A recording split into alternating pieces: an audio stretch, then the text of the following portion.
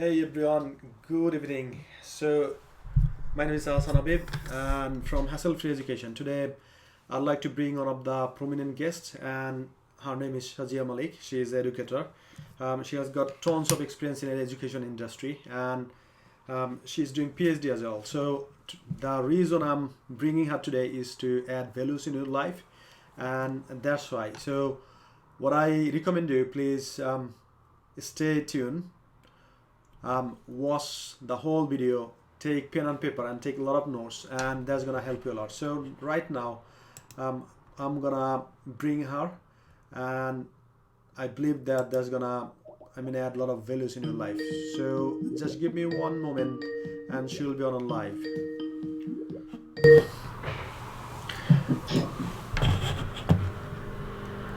Hi everyone. So now our guest, she's with me, Sazia Malik. So basically, it's gonna be the same way as we brought a lot of guests on the show. So I'm gonna ask her a few questions, and she's gonna give you a lot of values. And through these templates, then finally, I'd like to ask her. Where you can communicate with her, you can connect with her, and finally, she's gonna give you some sort of links or probably the Facebook, LinkedIn, one of the IDs, and you can communicate with her more. So the first question I'd like to ask you, and before that I'd like to thank you so much to join our show. So Shazia, can you please introduce yourself? Who is Shazia, and why we are here today? Right, good afternoon, or should I? It's early evening, but good afternoon, everybody. Just so that it's clear, I changed back to my maiden name, which was Hussain, my father's given name. So okay. That's what I'm known by. Sazia Malik is my known name as well. But just to clarify, because I was reading somewhere that it's always good to keep your father's surname. Okay. Regardless of what happens in an Islamic perspective. So that's why I decided to go back to that particular maiden name. That's the name that my parents gave me when I was born. So I am known as Sazia Hussain. And who is Shazia? I guess my background is education. I have tried to deviate out of education, but always get stayed back. So 20 years in education, probably 20 years plus now, initially as an informal, unqualified educator, whereas later I came into the field of being a qualified educator. So in terms of my educational background, I have a bachelor's degree in primary education, specialization in English, with a qualifying teaching status from Oxford Brookes University. While I was doing my degree, I decided to do the CELTA. Most people wouldn't do that in the middle of a degree, but that's something that tells you a little bit about me. So I have a CELTA from Cambridge. And then I completed my bachelor's and went into teaching. Thereafter, I completed my master's in education and leadership and management with Murdoch University. I did this during my residency in Dubai with the campus that was there. But at that time, I was quite fortunate that the certification came from Perth in Australia. And I'm currently doing two things in terms of academics. One is my doctorate, and second is my NPQH, which is my National Professional Qualification of Headship. So they're both happening simultaneously. The NPQH will come to a completion this year at any time. It's just a matter of submission. And the doctorate is a slow, steady, ongoing journey because I'm taking it slowly. With everything else that's happening, it's difficult to keep the momentum as fast as I'd like it to be. I also have a certified master coach certification as well, which I kind of did in the middle of, amongst my academic background, because I felt at one point I was going to deviate. Currently, in terms of my roles, I am working as a head of school in Bedfordshire. Very diverse, very challenging, very deprived area. And alongside that, I'm operating my own business, which is Eduvate UK, mainly providing leadership coaching, training, and various coaching and training sessions from academic or educational for teachers, for corporate soft skills, and for entrepreneurial if you're interested in starting a business, because most of the people I network with, especially teachers, need guidance in how to do it, because not everybody is an edupreneur. Most people are either a professional in their field or an entrepreneur in their field. but not hybrid. So I guess I'm a bit of a hybrid person who has the academic background and the entrepreneurial background. So that's my background as to where I am today. Okay. So we have had a lot of things from you, and I'm gonna ask you a lot of questions regarding that, so that people can understand, people can get a lot of information, and they can implement it, and they can change their life. So the first question I'm gonna ask you: so why have you chosen education sector to shape your career? First of all. And that's a very good question, because I didn't choose it. It just kind of happened.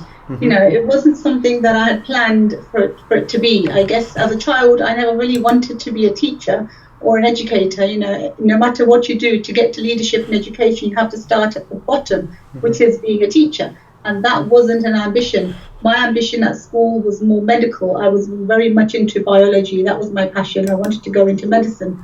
But that didn't happen. And I guess it's because I grew up in a home in Oxford, which is where my background is. And there wasn't as much aspiration or inspiration around me for me to pursue. I guess I'm quite intrinsic, and I had a desire inside me to do something, but it wasn't very clear what I wanted to do. So when I did go to university, and I must mention that I did go as a mature student, which I think is quite an important point, because many people in maturity decide that it's too late. I was completing my UCAS form, and it was just luck, you know. I fluked it. I thought, what should I do? Let me look at the graduate courses available, and which one takes my fancy. So I guess I didn't really have any guidance. There was no career guidance. There was no counselling. There was no support as to where are my strengths and where I'd be best suited. I just went with my gut instinct, and that is what brought me into the field of education. Okay. Now I'd like to bring you back to your childhood. So how was your life in your school? Can you please share a few things? I mean, still you can remember probably the exciting. Yeah, I do. I grew up, I was born and bred in Oxford, so the Asian community in Oxford was quite close-knit and small in comparison to London. And in those days, we'd have a primary school, a middle school, and a high school. So it wasn't prime. These days, we have a primary school and a high school. But when I grew up, it was primary, or you can say infant school, then middle school from grade, I think it's 5, 6, 7, 8, went to middle school, and then we went to high school. So I was very, I guess, skewed on. I did enjoy learning. I still remember having homework and coming home, and when the teacher said go home and learn with your parents or your guardians, I used to do it by myself and go back and make up that I did it with somebody. I was the eldest of my siblings, where I'm one of 5, and being the eldest, I didn't have older siblings either. And growing up in a small knit community, I still remember when I got to high school and we were looking at GCSE options. A lot of my friends used to tease me. They used to bunk classes. It was a bit of a culture then. They'd leave school and they say to me, Sazia, come on. And I say, no, I'm not interested. And I was teased as being a geek. And I guess I was boring. I was a geek.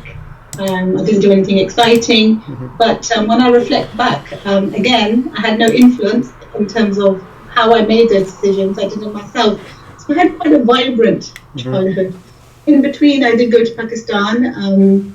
My parents felt that, the East-West culture was tearing girls apart here, so it is valuable for them to go and have some education from Pakistan. So I'm quite fortunate because I have had some educational learning experience as a student in Pakistan as well. So I guess that's what kind of makes me perhaps a bit more grounded in terms of my passion for education in Pakistan, because I have that experience and I have the UK experience. Often it's seen that being British born, why are you so passionate about Pakistan? Well, I was there once upon a time, and inshallah one day I'll be back there developing education that they deserve to have. That is my dream. It will come true, I'm sure. Okay, that's a very amazing story. So let me ask you the next question is, so you've been to Pakistan, then you have finished your that level, then you came back to UK. So did you find any sort of difficulties, to adjust with the college again?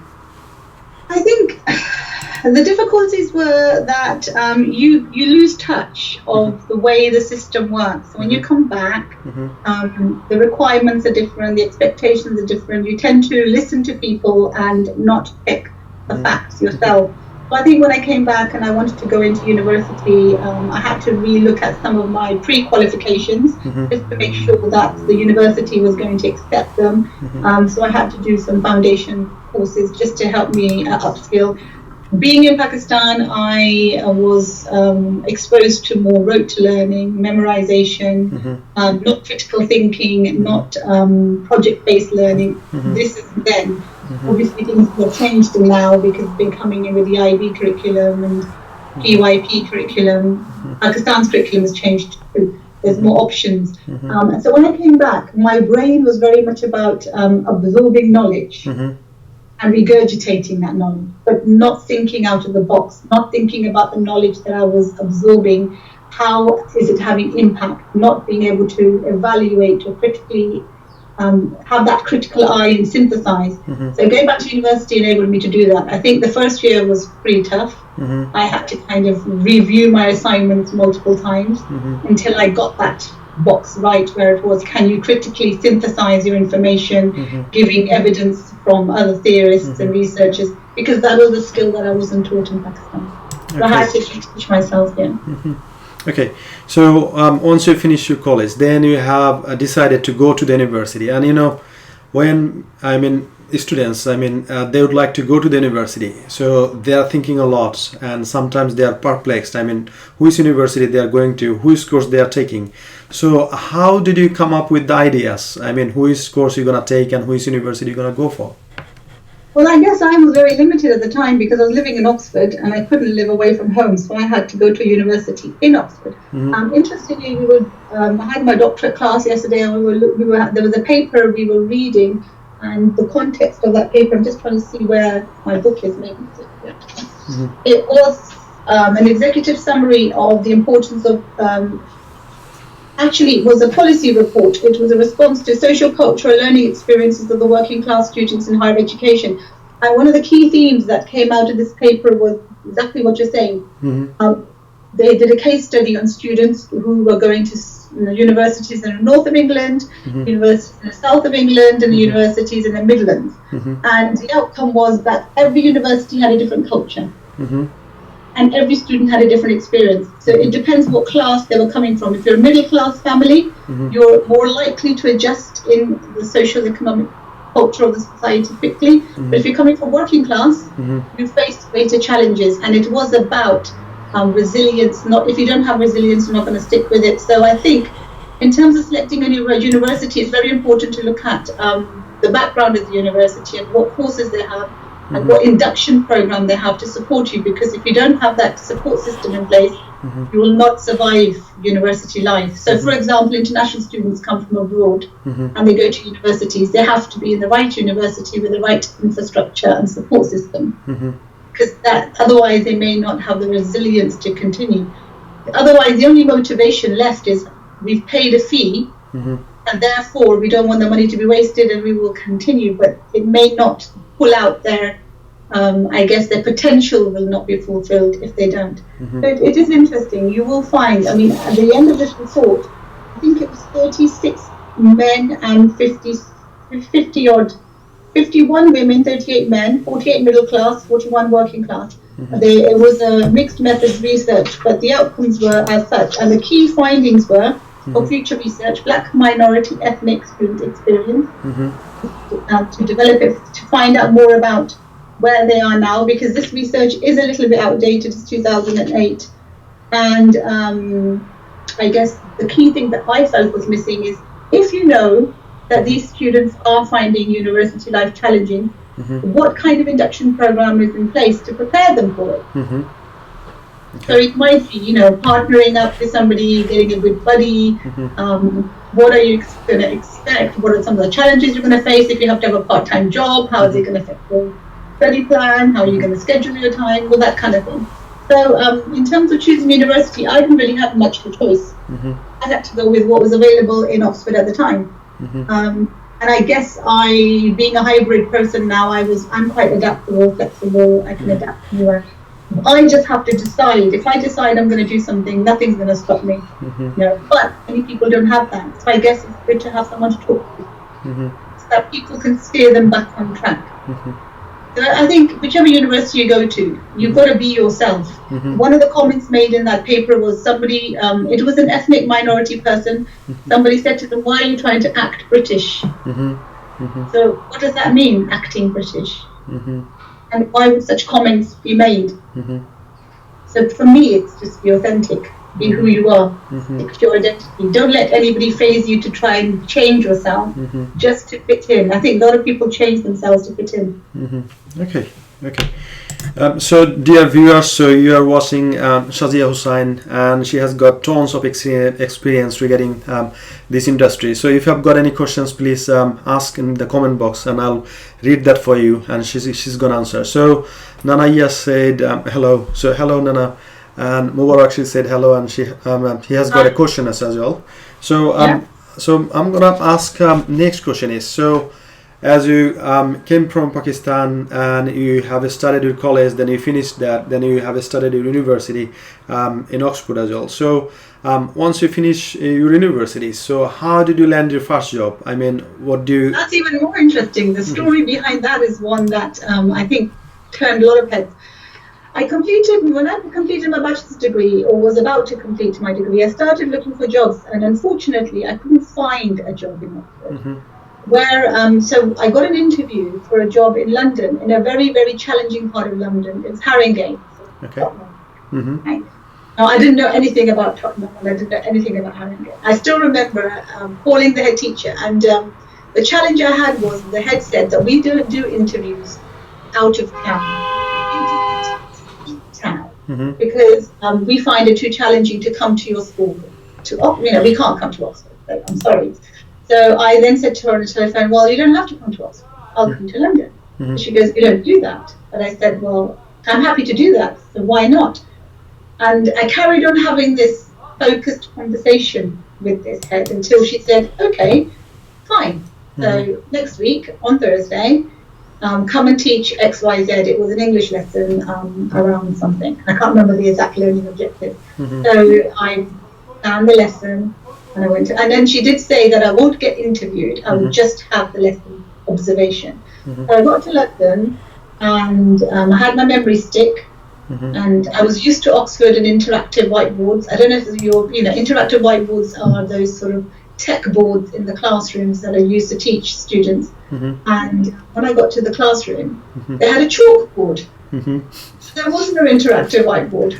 So I thought, right, now what do I do? Because all my planning is based on an interactive whiteboard. So how am I going to now display all the lovely pictures and things that I designed? So I had to adapt my plan and use an overhead projector, which I had never used before.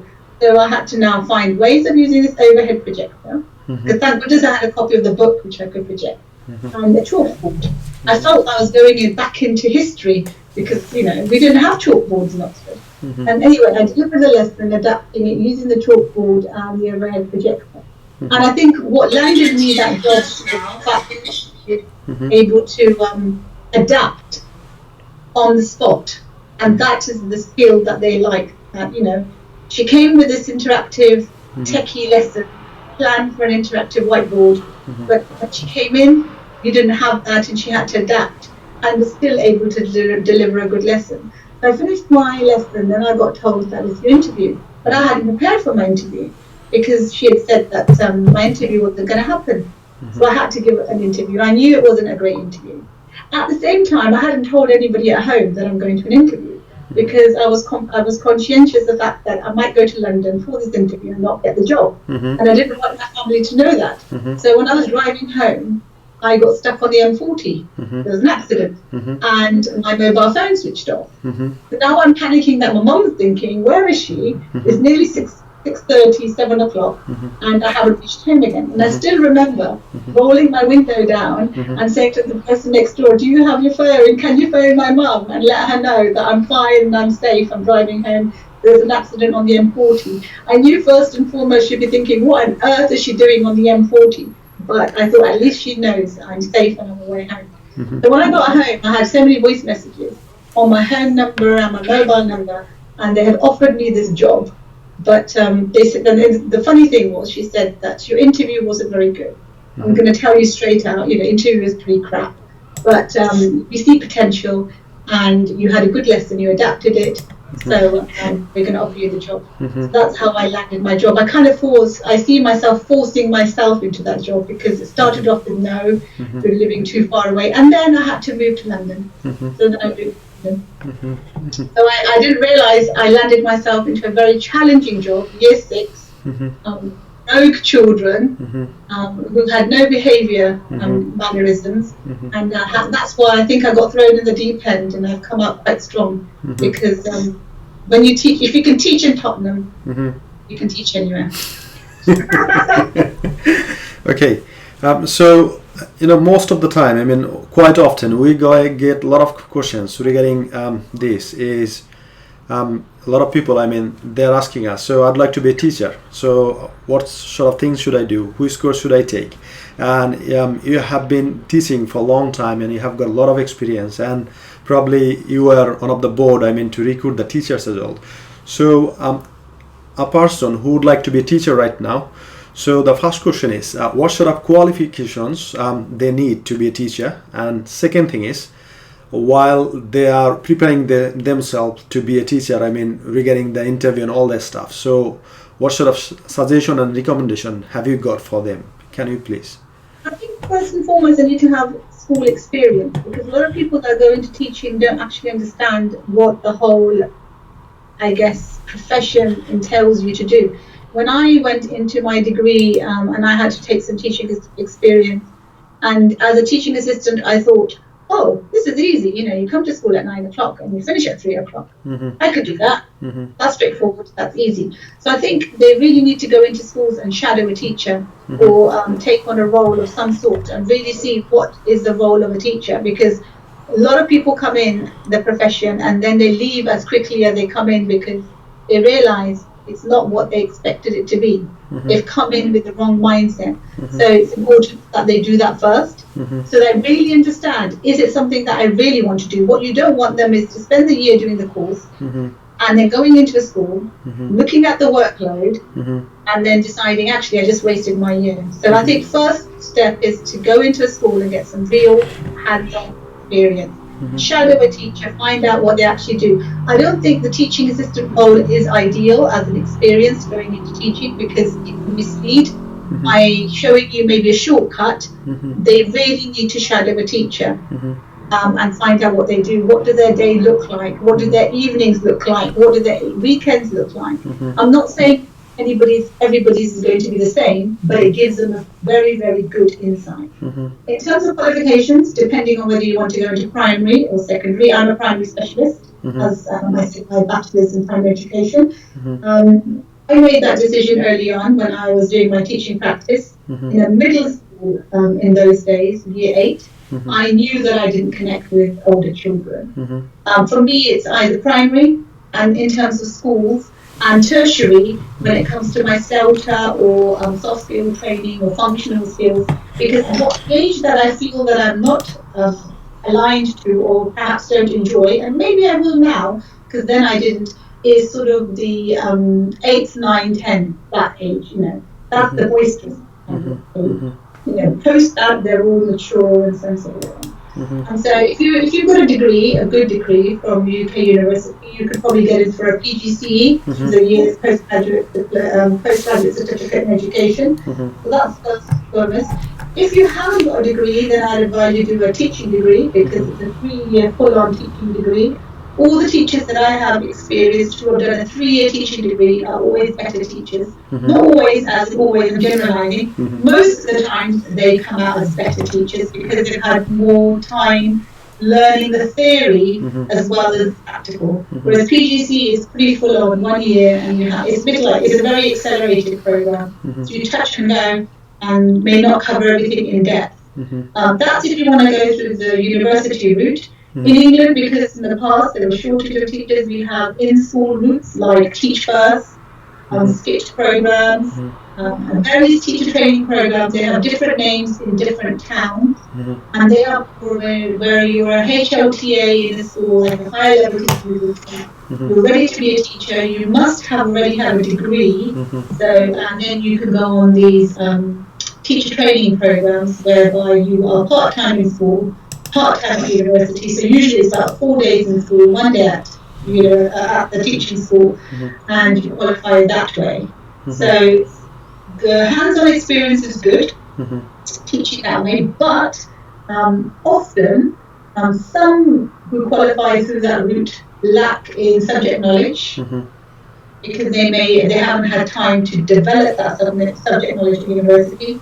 Most of the times it's the teachers that from abroad who haven't got as much experience on the national curriculum and haven't had UK experience. I'm not going to name any, but I can think off the top of my head a couple who have limited, who are primary, who came from abroad, went through the teacher training route as a TA, qualified as a teacher, but don't have intense understanding of children's literature. So if you talk to them about, okay, let's plan English, what literature should you expose your class to? They don't have that depth of understanding, and they struggle. So I think teaching schools and universities need to be a bit more selective. And if a teaching school feels the person needs another module or should go down the university route, that's the way to go. If they have that depth of knowledge, then the teacher training route in schools is a good route to go. Okay. There's lots and lots and lots of ways these days. Just have to explore them to get the QTS, qualifying teacher status. Okay. So right now, due to COVID-19, everywhere, we are in lockdown. So I was thinking probably the education from university, probably there's going to be postponed for a long time. But what I got the news from students, we helped a lot of students who went to the university right now. They said no, still they are having their class, staying at home. So now a lot of things going on right now, and the question is regarding the online education. So what do you think about the online education and why is so important right now? I think online education is now accepted. It never used to be as acceptable before. I think depending on the type of course they're doing, you still need hands-on experience. If you qualified now as a teacher through an online course, you may have the theoretical understanding, but you won't have the practical understanding. There's a pro and con. I think for teaching, you need both models online. Whether you access your theories online, but you still need hands-on. You need a blended course. But I enjoy online. I had a class yesterday for my doctor. It was online. It was intense because you're not engaging human to human, and you can't have those discussions. So if you're reading a paper like I was doing, here, I have to do it here on my own. Whereas normally you would have a partner that you would discuss the paper and you would annotate together. But I have to annotate it by myself. It's more intense on the brain because you're not sharing your ideas. So if the tutor says, okay, right, I'm going to give you 15 minutes to read through the paper, you can have a break, we will reconvene in 15 minutes, you have to go through the paper on your own. Whereas in a real class, face-to-face, you would sat with a group of people, 2 or 3, and you would discuss the paper, and it opens up perspectives of discussion. So I think it's more intense for the students to study online. Thinking about our schools now, we're online at the moment, and we're having the same challenge with our pupils. They are accessing the learning online, but they're missing the human interaction, they're missing the social factor, they're missing the engagement with their friends.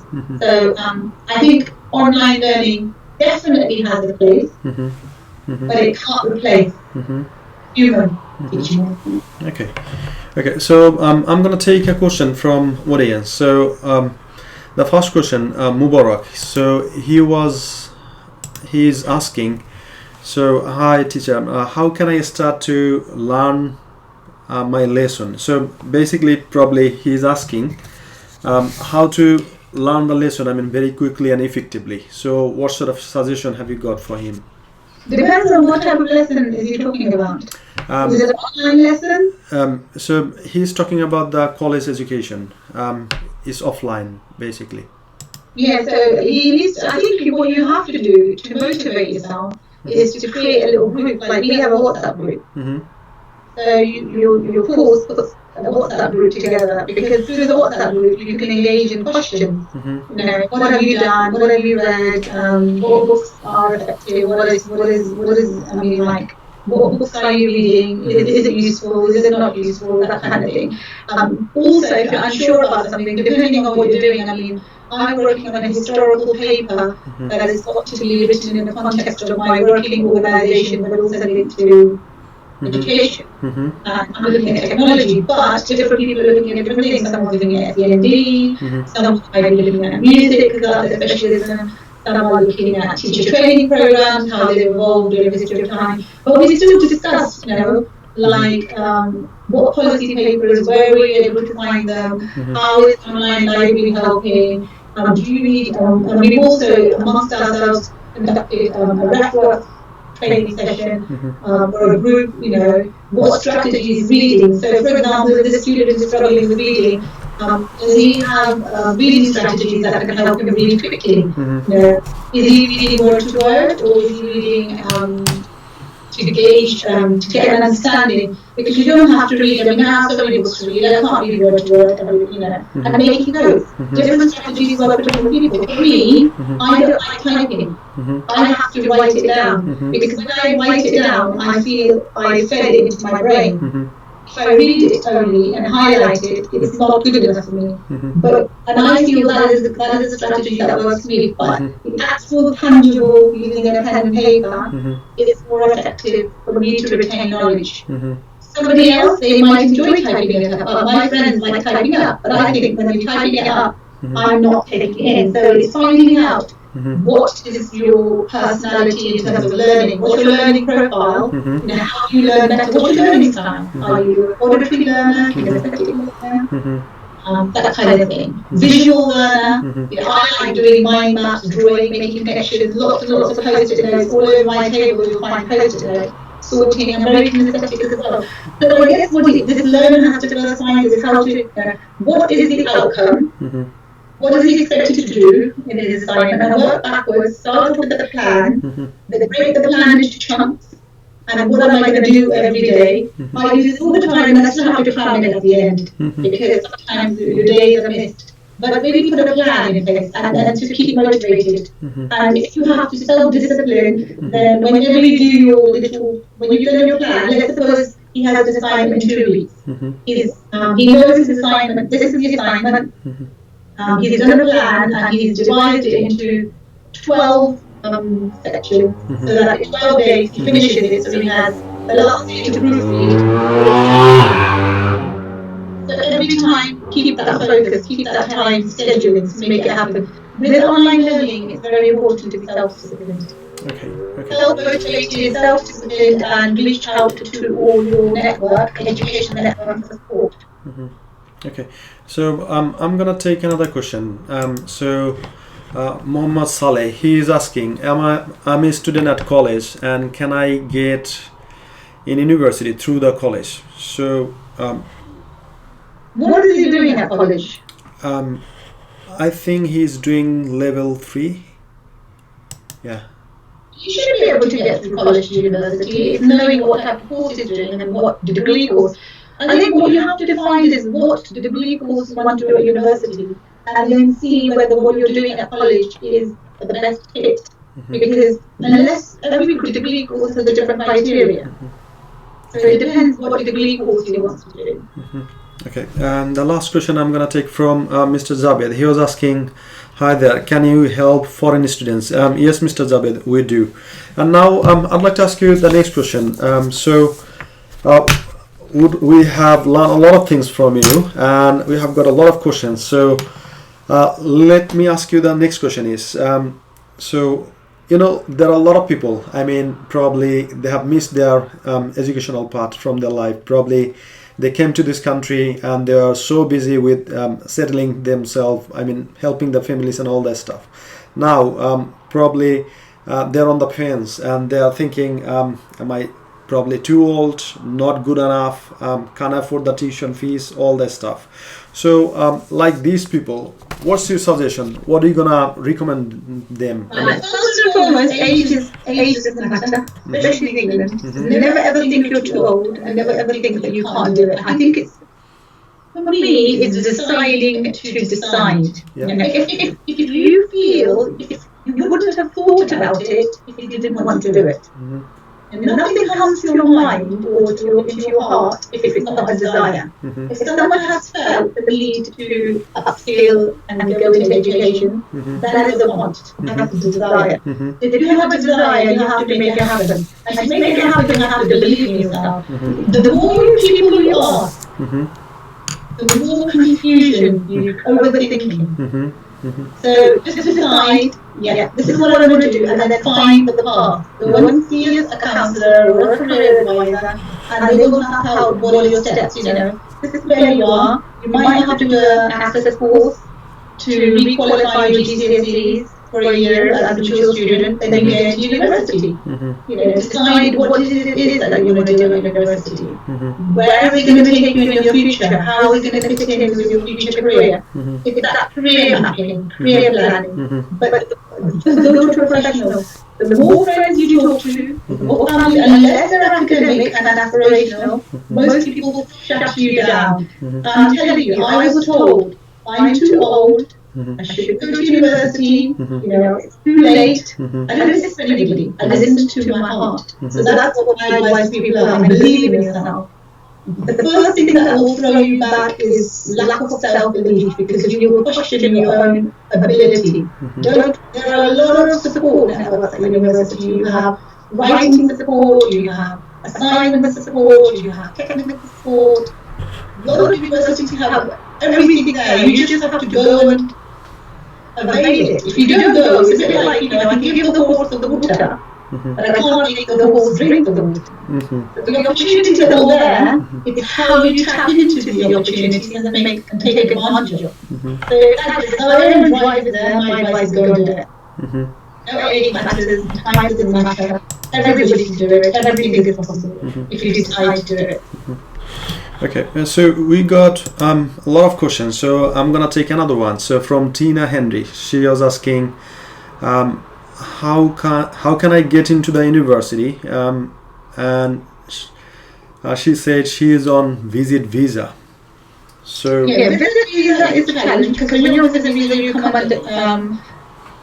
First, I don't know. I'm not an immigration lawyer, so I'm not going to give immigration advice. But I do know that status matters, and when you apply into university, they do check your residential status. And I think first and foremost, you might have to visit an immigration lawyer and say, how can she change the status from visit to student? Okay. And find out what the process is.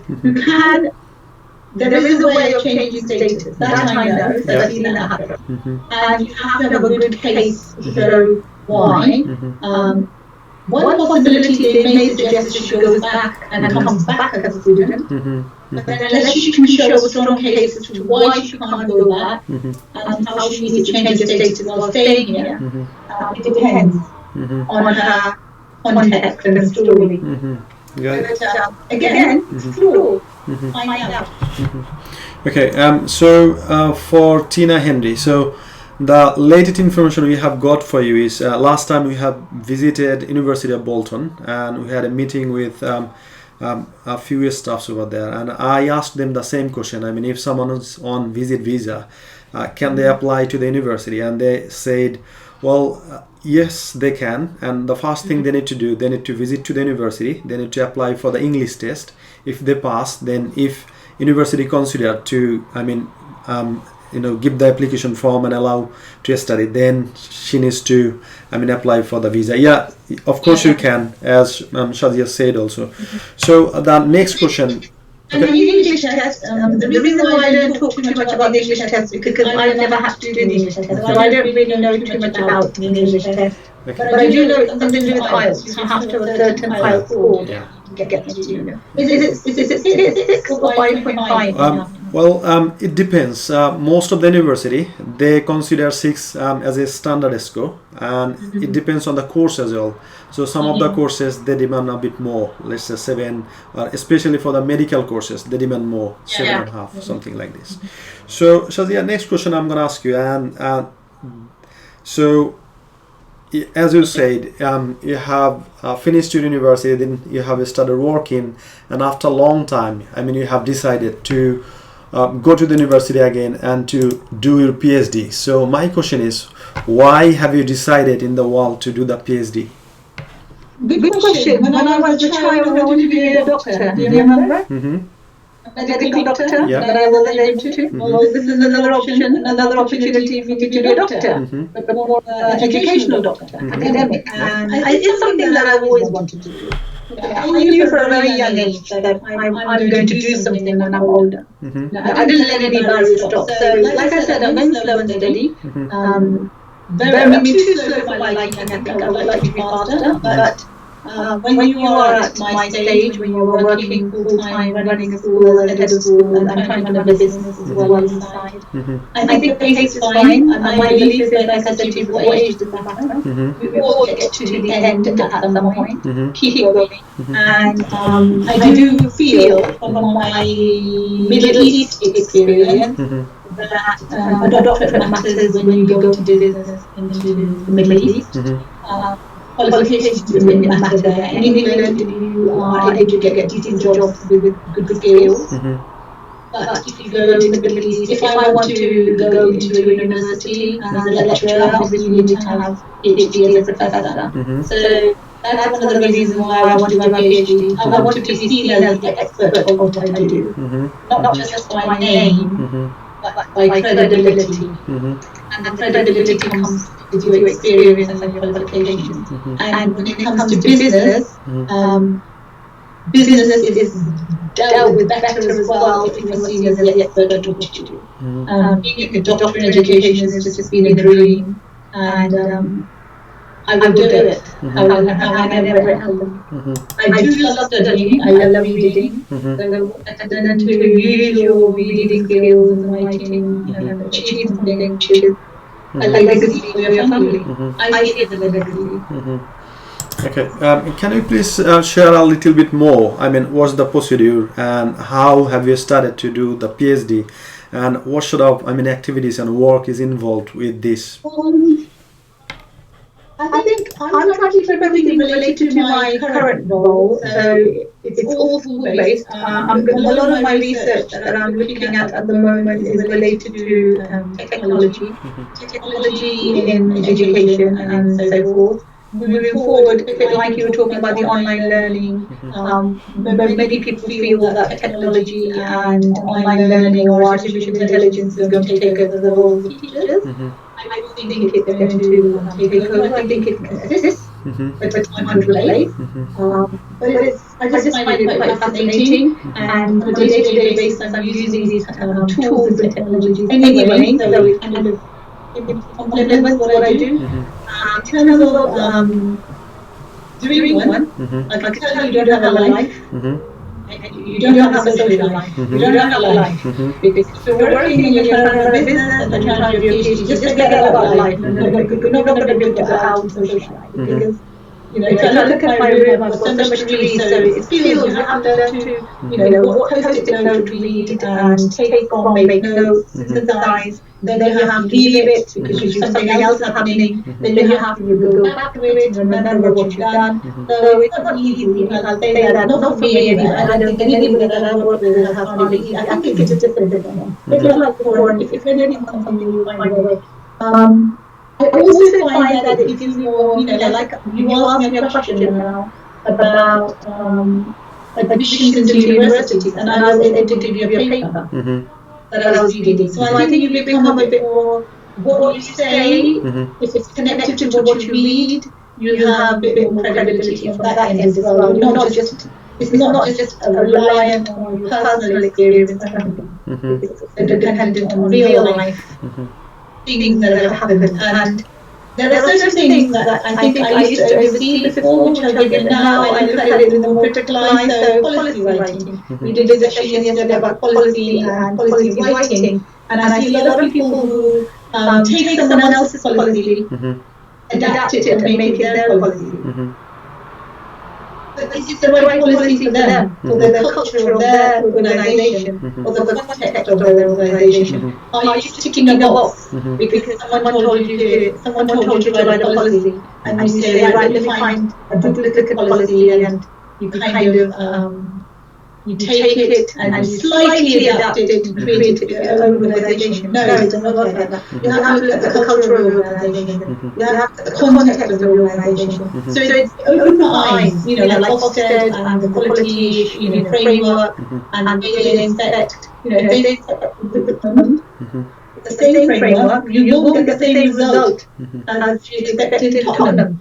So it's more challenging in Tottenham in terms of deprivation in comparison to Richmond.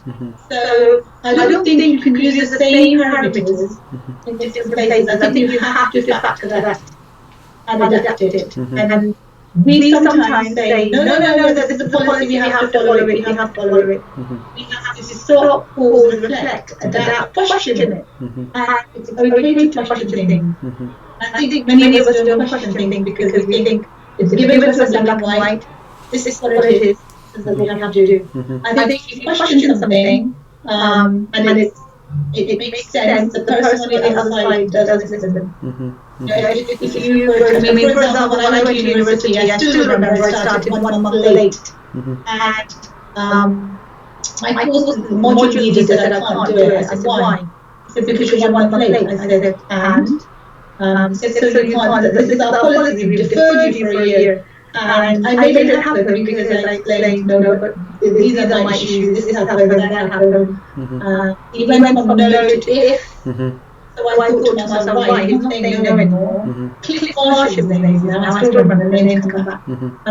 And he said, first he said no, and then after a while, about a week, he moved to if. Now he's not saying no anymore, Sazia, he's saying if. And then I didn't say yes, but then I had to find out my own things. Okay. So black and white is the policy, we don't do it, the policy, the context, the challenges of that person. Have changed that policy. So I think it's important. I think too many people take no and question the no. Okay, got it. Yes. Okay, and the next question is related to what do you do? We are working with a few universities in the UK, and we are helping students to get into the universities in different courses. And if it is undergraduate or master's course, we can help them directly to get into the university. But still we are getting a lot of students, people, they are asking for a PhD. But as you know, it's a bit, longer process. You have to find out the supervisor, you have to find out the proposal, what's the title you're gonna do, and a lot of things. And that's why in that case, we can't help them. We cannot promise them as well that, well, we can help you to go into the university for the, what you are looking for example, PhD. So in that case, if someone is like you, and probably he has got, undergraduate and postgraduate and has got a lot of work experience, now he or she would like to do the PhD. So what could be the first step, to think about and go step by step and start the PhD degree? If they've done their masters and they have thesis from their masters and have thesis or dissertation from their bachelors, you can, you can do MPhil or you can go and do your PhD. There's two different routes. There's a doctorate or EdD in education actually. I'm doing EdD, which is more research-based route, and PhD. They're slightly different. You have to have, with the EdD, you have to have more work experience in the field, and then you have to have a PhD. PhD is quite theoretical. You just have to find the right university. If you still have, I think there's an online website called PhD something. I can't remember where it's all now, but there are people. There are fewer people doing PhD. The more people go into PhD, enroll into PhD. But there is a massive dropout rate as well. You might go in a cohort 10 and in the end you're left with a cohort 3.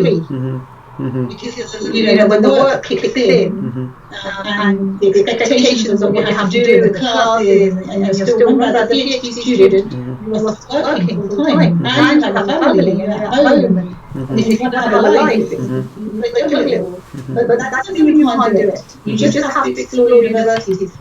Different universities have different criteria. Remember also, universities are a business, and students bring in their revenue, whether you are local, national, local or international.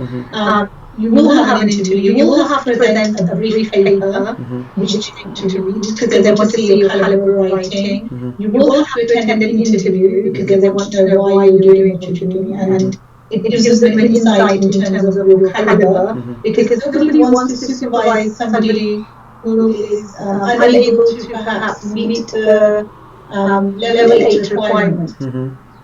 Writing hard.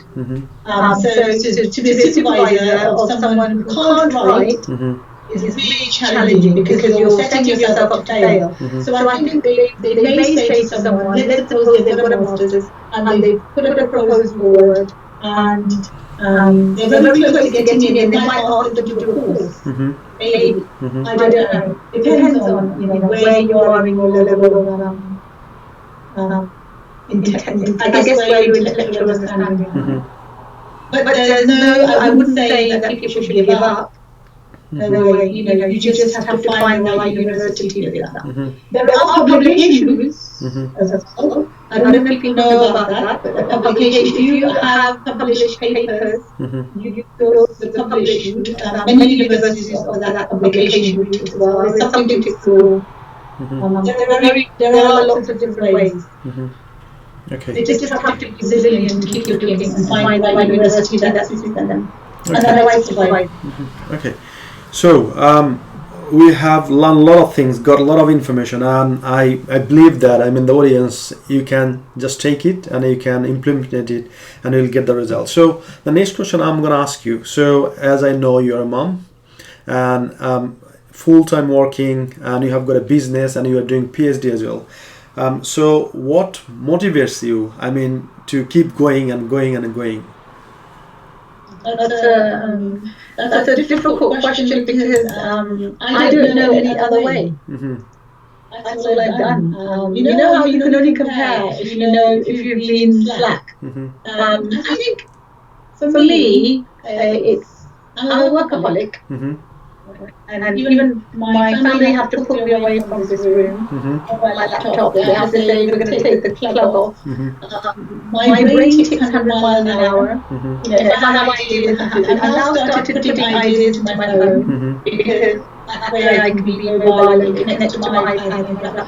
For me, I think I get a kick out of it. It gives me buzz. When I'm at school, like I'm going into the room.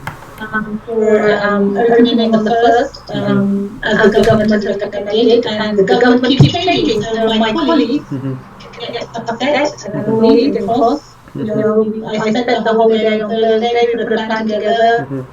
13th Wednesday, it was Wednesday, and the government announced on the 14th change of plan. Okay. They announced new plan. They said that you can't do. So for me, I think I like challenges. Think about my life story. It's always been challenges, and how I all those challenges. So I juggle. I think I give quality time to the family. I try. For me, it's quality time. So this is. So for example, this evening I'm going to go out for a run. That is quality time. It's not physically being present in a room and mentally not being there. Many people do that, whether they're physically with their family, but mentally elsewhere. It's about mentally switching off and being physically and mentally. So holiday times, I have to block off time. Everything's in a diary. Me and my husband have to put the diary on my phone. I watch what he's doing, when he's doing it, what time. He knows what I'm doing, when I'm doing it, what time. But it works for us. Okay, so between that. Okay, so it's something we have to be there for the kids. If I'm not there, he's there. So I think that has made it successful. If I'm not there, he is there. Okay. The parent is there. Thank you. It's very powerful. So, dear audience, so I have got a comment. Is said her voice is breaking. So, still, I mean, if you have got same problem, please let us know. I mean, commenting over there, then we'll try to fix it. And if you are listening nicely, then please comment below that you can listen to us. Then we'll keep continuing. So, Sazia, next question is: so, where do you want to see yourself in 10 years' time? This time, I think I will still be in education. I'll be more into business. I think I'll go part-time in my role in schools. I don't want to leave it completely because I think it gives me my foot in the door. It keeps me upskilled and what's happening with the government initiatives. I think being in business and education, you always have to have your foot in the door to keep up to date with current legislation, current practice, current needs. But I will be more working on the business side. Okay. That helps my life. Okay. So. Maybe retired if I'm lucky. Okay, so still I think we are having a little bit of issue with the internet connection.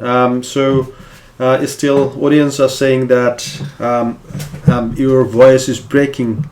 So I'm not sure what. Should I we can end or I can reconnect by redialing? I think we are about to finish. So yeah. So. Can you please give us the channel? I mean, where audience can connect with you further, and so that they can, I mean, ask for the help. I mean, as you are working in different industries, so what could be your best channel? The page is the best page. It's www.facebook.com/edubate UK. My email address is shaz, SHAZ, at edubate.co.uk. Okay, got it. Email shaz, SHAZ, at the rate of edubate.co.uk. Yeah, I'm gonna put them through. So thank you, Sazia. Thanks for your valuable time. And so still audience are telling the voice is breaking down. Okay. So anyway, thank you so much for joining us, and hopefully in future we're gonna invite you to bring on our show, and we're gonna get a lot of values from you. Thanks. Bye bye. Very much. Thank you.